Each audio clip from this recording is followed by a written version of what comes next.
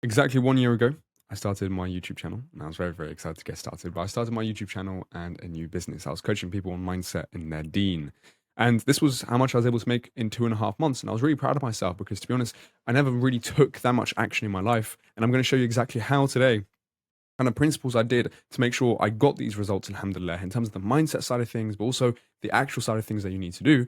And give you context, I had no niche, no offer, and I literally knew nothing about coaching. I literally had watched zero videos, either on YouTube, courses, or anything like that, about how to coach people, how to sell a coaching offer. I knew how to do outreach, and that's about it. And I knew how to do outreach for my agency, so alhamdulillah, that helped me a lot.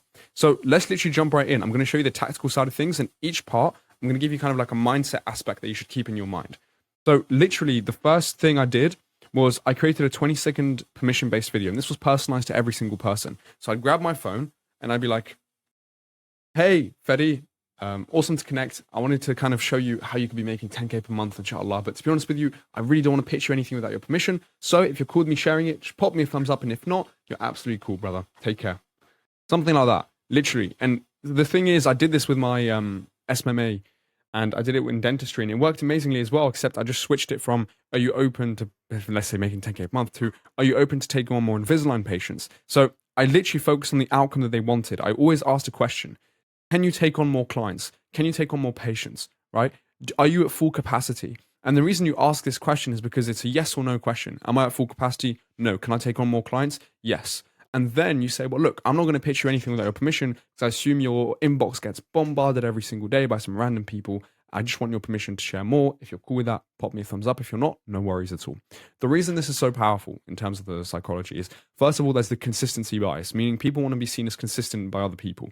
So, but consistent with like repeated actions, not just consistent in general, just consistent with very specific actions. So if they pop you a thumbs up, they already gave you their permission. They want to be seen as consistent, therefore they'll at least take a look at what you're going to send them. Because if they literally commit to you in a little bit and then they never message you again, they're going to feel as if you see them as inconsistent, and they're going to be too happy about that. They're not going to be too happy. And the second really important thing about this is that by giving them permission, you're not enclosing them. You're not forcing them to either answer or not answer. You're giving them a really easy answer.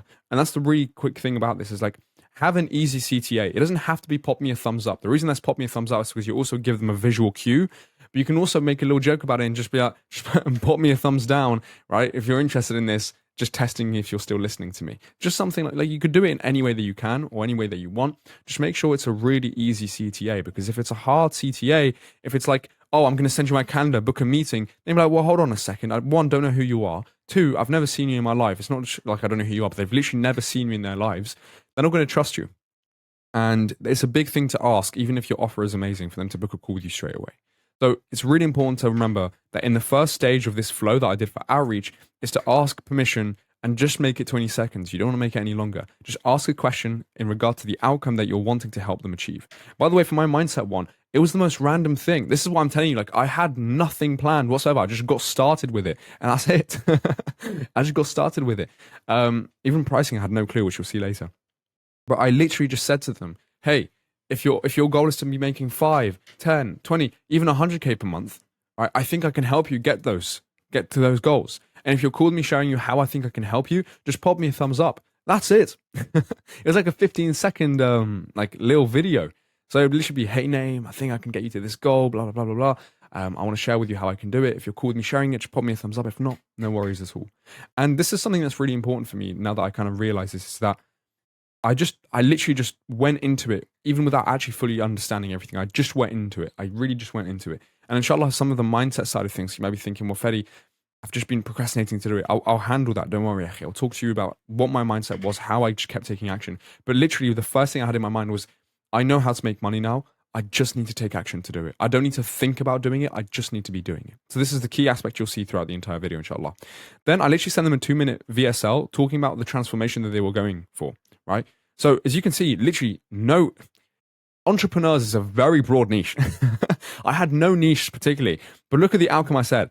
Entrepreneurs who want to achieve freedom in their personal goals. What the heck is that? That's like 80% of the entrepreneurial what's it called? Like population. It's literally like 50% of the general population. People want to achieve freedom and people want to achieve their personal goals. So as you can see, this wasn't perfect at all in terms of my niche. And in terms of being specific, I was not being specific at all. Like I was not being specific whatsoever. And then my promise to them was I'll show them how to get to 10K per month while prioritizing themselves, not money. So basically prioritizing Allah and some other things in terms of mindset, right? This was all about unlocking their beliefs. And if you don't get to 10K per month, I'll refund you every penny and build a business for you and still coach you on your mindset. So for me, the main thing I was thinking about was like, how can I make this just absolutely ridiculous, right? At the time, to be transparent with you, I'd never made 10K per month. I generally just never made 10K per month. But I helped a few people with their mindset when I was in this coaching program, and they were able to get to 10K per month. They said, thanks to you, Fedi, this was actually really helpful. So I was like, maybe I could do something similar to this, but I'd never coached anyone. And so for me, the reason I had this wasn't just to lie. I wasn't going to lie, right? I had it as a way to anchor my pricing, which you'll see later because I thought this was quite smart. It was for me to anchor my pricing to say, look, if your goal is to be making 10, 20, 50K per month, we're probably going to have to destroy every single one of your beliefs every single day. And if you want to work with me every single day, and then I pitched the highest price I could think of, literally the highest price I could think of. And I was like, but look, if your goal is to start making your first dollars online, which I had already done very successfully, right? Then I was like, okay, cool. Well, I can help you with this. We only have to speak once a week, maybe once every 2 weeks. And then I had another price, which inshallah you'll see later. So the reason, again, I had this was because I knew this was what people wanted. I knew this was what people wanted. So therefore, I had it as an anchor later on for their goals. And I would always tell them, look, I can get you to 10K per month, but just not in a month. I'm not going to be able to do that. And I wouldn't never lie. Did you see what I mean? Like on the sales call, I would never, ever lie. And you might say, well, Fedi, it was a bit dodgy that you said it here. Again, I just wanted to get started. I didn't want to overthink anything. I just wanted to get started. And I knew I wasn't going to lie because I know that telling the truth is going to please Allah Azza wa Jal. And by lying, Allah subhanahu wa ta'ala is going to be like, not very happy with me.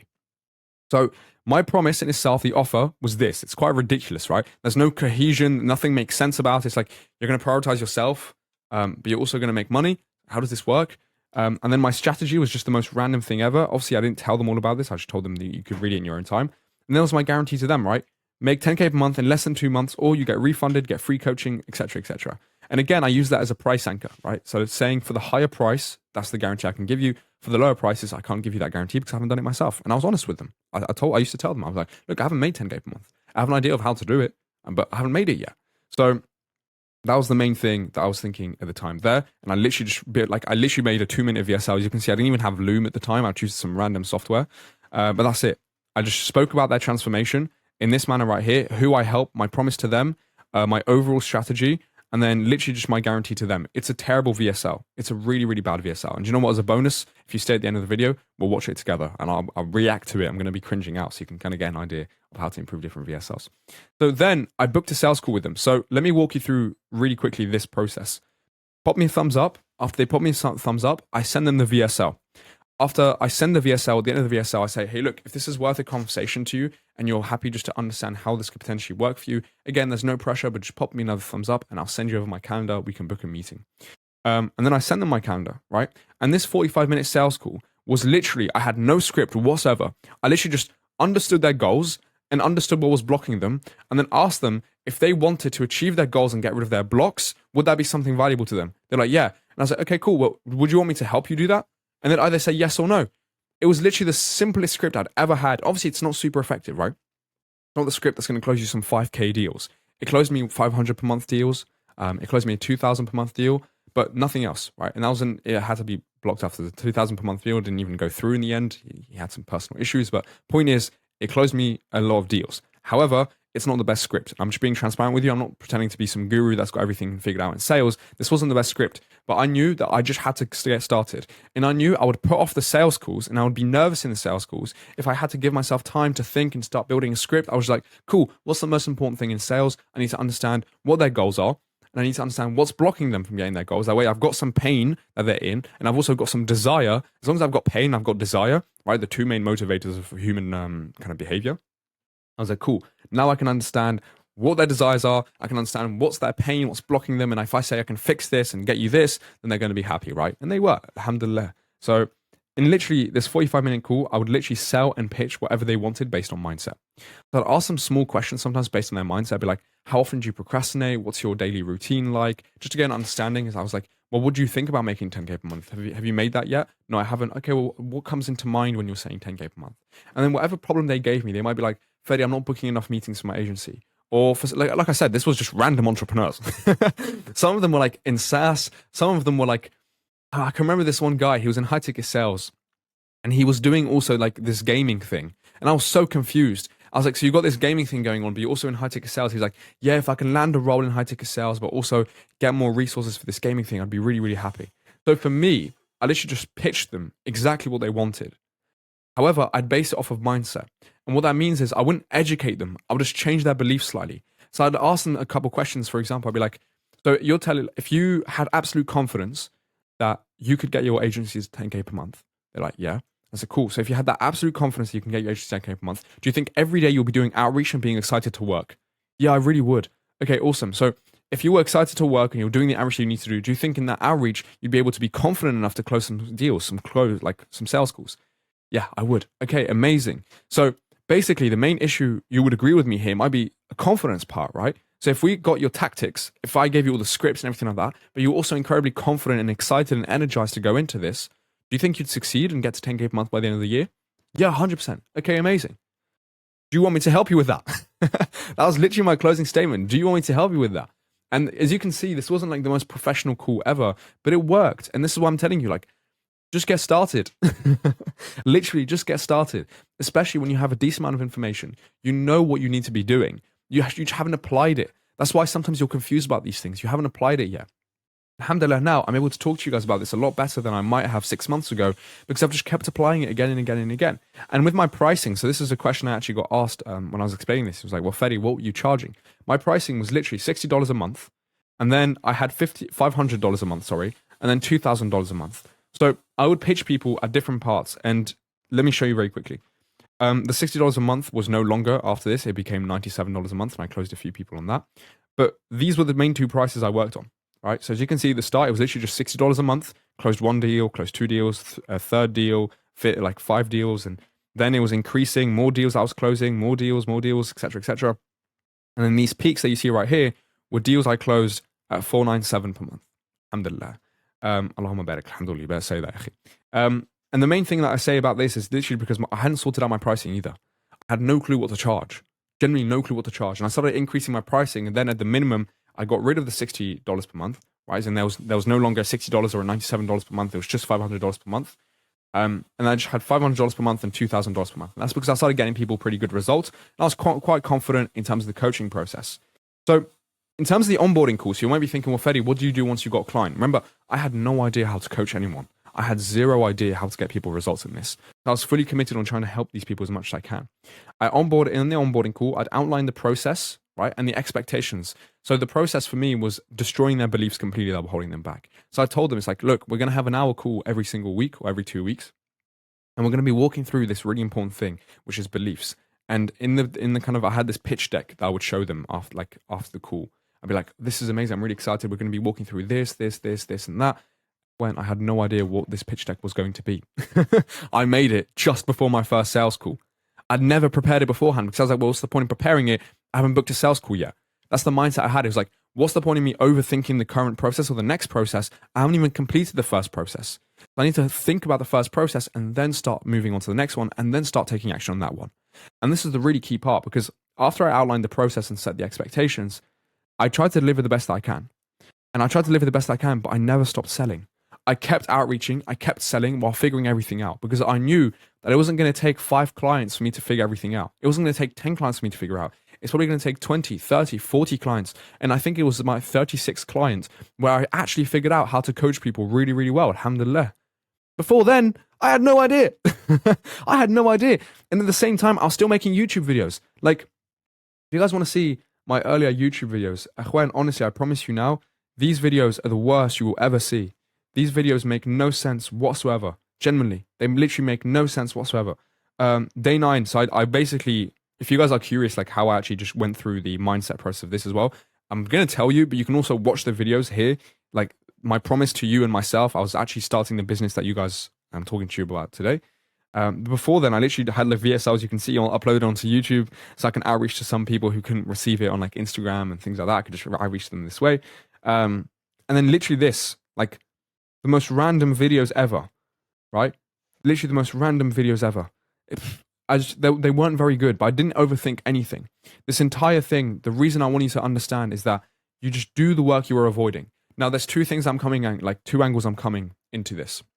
Number one is you probably know at least a rough idea of what you need to do. Therefore, you just have to go out and execute it. And when you go out and execute it, you will gain more clarity. You don't gain more clarity by preparing, you gain more clarity by taking action. How many times have you planned something out and it just didn't work? Generally, how many times did you plan maybe an evening out with the family and something goes wrong? Maybe the weather ends up being terrible and it's raining or it's really windy. How many times did you plan to do something, but it ended up falling through and somebody cancelled on you? There's so many unexpected things. And you spending all the time planning means nothing. It means nothing to the real world, right? Because like if you're going to try and practice tawakkul, there's no tawakkul in planning generally because Allah is the best of planners. You just have to take action, see what the consequences of your actions are, and then try and look at the consequences and get feedback from them, and then reiterate your actions and improve your actions. That's the only thing you can really do because Allah Azza wa Jal is going to plan everything for you. If you start doing outreach or you plan outreach for a year, there's going to be a big difference between the results that you get. We agree on that, right? A big difference between thinking for a year and acting for a year. Well, there's actually a big difference between thinking for a day and acting for a day. Because years are made up of days, 365 of them to be exact. And the other lesson I understood as well was do the work you're avoiding. When I started this business, that was one thing I was really, really avoiding, which was outreach. It was just outreach. Like I was avoiding the outreach like a plague. I really did not want to outreach at all. But in December, I sent 421 outreaches. Obviously, that's when I started my business, right? I was like, do you know what? I know I'm avoiding this, but every single day, I'm going to do as much outreach as I can. Like, of people I added, I'm going to do as much as I can. And let's see, like, sometimes it wouldn't be loads. Like, on the 30th, 417, it'd be like 20 people, right? Literally just 20 people sometimes, 20 people per day. But every single day, as you can see, I barely skipped any days whatsoever. There was a period here, right? From the 1st to the 6th, where I stopped. I literally stopped for 3 days, and I felt absolutely terrible. And I was like, yeah, I'm not going to get to my goal if I do this. And as you can see, if we actually maybe go back here, when I booked my first sales calls, on the first day, I was starting to book sales calls and I was really, really happy, right? But I tried to be complacent. I literally tried to be complacent. I realized on that day, I think it was like the 4th, I'm avoiding more outreach. I literally was doing outreach. I was successful in getting results from outreach, but why was I avoiding it now? If it's something that will lead you to being successful, why are you avoiding it? And this is when the mindset stuff comes in. So, settle in, akhi. I'm going to be talking a lot about mindset now. The main thing that I remember from this period of my life is that I was dead set on achieving a goal. I was generally dead set on achieving the goal. I understood that Allah Azza wa Jalla is the one that's going to help me achieve that goal, and all I have to do is keep taking action. And I also understood that in the work I'm avoiding is the life I want to live. So I kept doing the thing I was avoiding the most. And this, in my opinion, was the best self-improvement I could have ever done. It wasn't going to the gym. It wasn't starting Muay Thai. It wasn't sleeping well. Like, I generally just did the work I was completely avoiding. I would make a list at the end of the day of the things that were holding me back.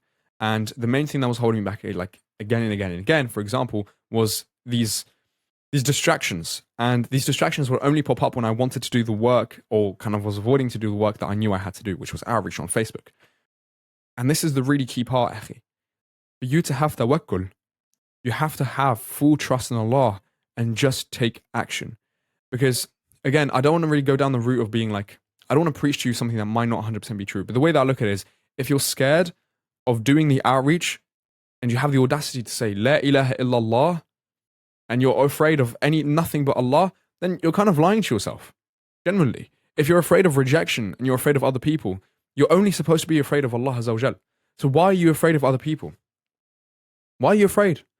You're only supposed to be afraid of Allah subhanahu wa ta'ala. And I let this sink into my mind. And if I show you some of my earlier videos in some of these things, I would literally just learn something and take action, because I knew that the things that Allah was teaching me, I had to take action upon.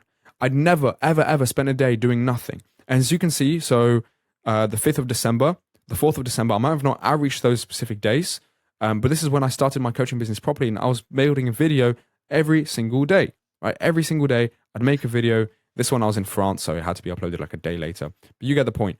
Every single day, I was just taking action. It's not a nice feeling. It's really not a nice feeling to know what needs to be done, but know that you are avoiding that. And it's also not a nice feeling to know that you know what to do and never do it in the first place. And I think for me, the biggest aspect that helped me was understanding that it's my choice at the end of the day. And I can make it happen or make it not happen. And yes, it's scary. I really did not enjoy outreach whatsoever, by the way. I really hated it. Yes, it is scary. It really is scary. But it had to be done. And I asked myself, like, would I rather retire my mum? Would I rather take care of my brother? Would I rather take care of my dad? Or be a little bitch, basically, and just be scared of something that doesn't really exist? Like, outreach isn't actually scary. My reaction from outreach, which is a circumstance, comes from the thoughts that I had around outreach. And those thoughts created the emotions. Those thoughts being, Fedi, nobody's going to want to buy from you. Like, dude, you have a really bad offer, Fedi, right? You don't even know what sales script you're going to use. And also, your initial video, you have no idea what you're doing. Like, the thoughts were popping through my mind. I was not immune to those. You look at me, you might be like thinking, oh, nah, Fedi's this hyper disciplined guy. Like, I can't believe I want to be on his level. I'm fighting the same battle you are every single day. The only difference is I've told myself that I need to win. I don't want to lose. I generally just do not want to lose because I know my life could be okay. Generally, I know if I became complacent, my life would generally be okay, alhamdulillah.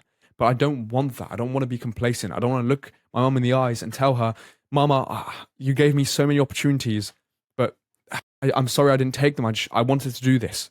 I wanted to do what? Be lazy? I wanted to do what? Nothing? I couldn't say that to my mum. And to my future wife and my kids, oh yeah, sorry, sorry, my little son. Sorry, Habibi, you have to work now, right? You have to work from the age of 14. I'm sorry, your dad is struggling to make ends meet. And I have to tell my wife to go to work. Can you imagine? Having to tell my wife, sorry, you're going to have to go to work now, right? The bills are too high. I couldn't. I generally couldn't. It would hurt me more than doing the outreach. And some of you don't understand that. You haven't let that sink in. The life that you are avoiding is a lot more painful, right, than the life you are creating. I mean that. Like, the life you are creating, is a lot more painful than the life you are avoiding. A lot more painful. You're creating this life that is only going to detriment you in the long run. And I'm not, again, I don't want to come at this from an angle of like, oh, I'm a guru, listen to me. This is literally the life that I've lived for 3 months. For 3 months, I was just doing outreach, improving the process along the way, and that's it. That is literally it. And the only thing that stopped me from continuing to reach 10K per month, I'll be fully transparent with you, I didn't get to 10K per month with this business, right? I think the highest I got to was like 3 or 4K per month. The thing that stopped me from getting to 10K per month, stop doing the outreach. The one thing that was making me money, I stopped. And yeah, I could make the excuse, I was putting all my resources into YouTube, and yeah, alhamdulillah, YouTube is paying off in terms of the time I put into it. But I could have done both. I could have reached 10K per month a lot sooner. I could have had a business that's making 10K per month a lot sooner. Alhamdulillah, I've made 10K a month now, right? In terms of the business, like I've made it, but I could have done it sooner. And the thing is, a lot of you guys see 10K a month as this thing that has to be far away, this thing that you have to build up to. Well, no, because if you took incredibly violent action, if you were incredibly impatient with the actions you were taking, but then patient with the outcome of those actions, you would generally be incredibly successful. I want you to look at Fedi back here. This guy had no idea what he was doing. Zero idea what he was doing. But he actually trusted in Allah. Can you say the same? Can you say that you actually trust Allah Azza wa Jal, Allah subhanahu wa ta'ala, Ar-Rahman Ar-Rahim, right? Al-Hakimin. Do you actually trust him? Do you actually trust Allah to provide for you if you just took action? Or do you have to take it upon yourself to plan as much as you want, to plan as much as makes you feel comfortable? You're not going to feel comfortable. Wallahi, you're not going to feel comfortable. To this day, with a business that I know makes a decent amount of money, I am still not comfortable. To this day, I live in discomfort in terms of what I'm going to do next with my business. I'm generally fighting the exact same battle I was fighting during this period here. No amount of planning has fixed that. The only thing that has helped me work on it has been how hard I take action. That is literally it. I cannot stress this enough. I want you to just take action, Echi. Just take action. And to be honest with you, the best action you really can take, and I'm not kidding, I generally think this is the best action you can take, join the free school group that I've got, right? You're going to see so much value that people are providing in there, pushing each other, holding each other accountable. But most importantly, you'll get to see where action can take you. I started that group in the summer. And look at where it is now. And I had no idea how to run a school group, and I still am not perfect. But join that group, push yourself. And the reason I say join that group is have faith in yourself that whatever outcome you want from joining that group, you're going to make it happen. Make it your initial commitment. Because that's what I did. I made my initial commitment sending my first DM and making my first YouTube video. That was my initial commitment. To you, you have an initial commitment that hopefully, inshallah, bi'idhnillah, is going to help you even more. Because you get to talk to me as well. Generally, like I'm here to support you throughout everything. And I can't talk to you on YouTube, unfortunately. So just look at this entire process. Look at how imperfect it is. And you might be thinking, well, Fedi, it must have been good because it got you results. It wasn't good. The point was, I did so much volume. It doesn't matter how good or bad it was. It got me something. I could have made so much money, so much more money than I did there. But alhamdulillah, all I knew was I had to take action. I had to do the work I was specifically avoiding. So another action step, other than joining the free school group in the link in the description, Habibi, is do the action you're avoiding right now. Some of you, a lot of you are going to pussy out. I know I pussied out when someone gave me this ultimatum on a video once. I regret pussying out. A lot of you are going to pussy out. If you've got a cold call to make, got a DM to send, go send it right now after this video. If you want your life to change, just do the actions that you're avoiding. And have tawakkul on Allah subhanahu wa ta'ala, who is the best of planners. Al-Hakimin, also the best of judges. So he'll reward you for the things that you do. Jazakallah al-khair, and go do that action right now.